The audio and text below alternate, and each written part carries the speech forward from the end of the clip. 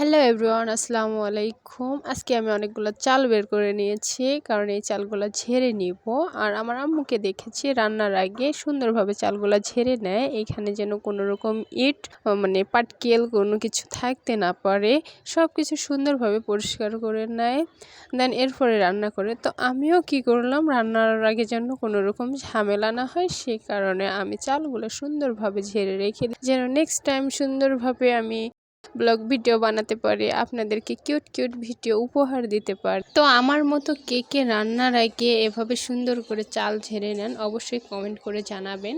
আর দেখতেই পাচ্ছেন মিনি কত কিউট একটা কুলা দিয়ে আমি চাল ঝাড়তেছি। আমার এই মিনি জিনিসগুলো অনেক ভালো লাগে, এক কথায় বলতে পারেন এগুলো আমার শখের জিনিস।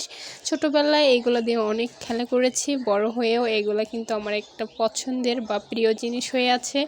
তো আপনারা কে কে এমন মিনি জিনিস পছন্দ করেন বলেন তো।